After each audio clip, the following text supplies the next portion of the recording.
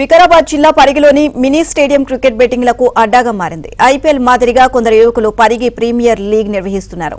వాళ్లు ఆడే మ్యాచ్ల్లో 1x బెట్టింగ్ యాప్ ద్వారా జోరుగా బెట్టింగ్లు నిర్వహిస్తున్నట్లు ఆరోపణలు వినిపిస్తున్నాయి. గ్రౌండ్లో నిర్వాహకులే బెట్టింగ్లు చేస్తున్నట్లు తెలుస్తోంది. బెట్టింగ్ విషయంలో ఆటగాళ్లకు నిర్వాహకులకు మధ్య గొడవ జరిగింది.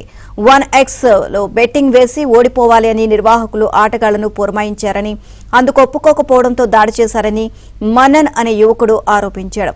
ఈ దాడిలో యువకుడి తలకు, భుజానికి గాయాలయ్యాయి. బెట్టింగ్ కు ఒప్పుకోలేదని, తనపై దాడి చేశారని బాధితుడు పోలీసులకు ఫిర్యాదు చేశారు.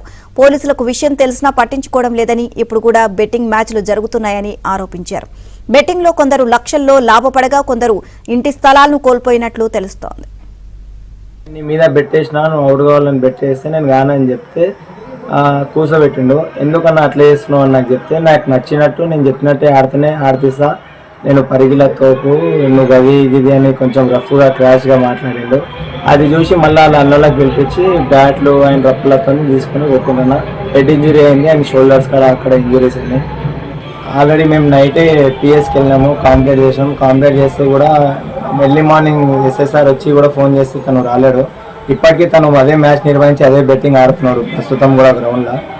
ఏం పట్టించుకుంటలేడు. నేను ఇంజురీ అయ్యి హాఫ్ అన్ అవర్ ఆన్లైన్ ఉన్నా, నాకేం ఇట్లా చేయకుండా అట్లే వదిలేసి మళ్ళీ ఇంకా మా ఫ్యామిలీ వాళ్ళు వస్తే ఇంకా రఫ్గా మాట్లాడుతుండో, మేము మీ అందరికీ జైలు వేయగలుగుదాం అది ఇది అని రఫ్గా మాట్లాడి ఇట్లా చేస్తుండో, బెట్టింగ్ నడిపిస్తుండో అయ్యో మొత్తం.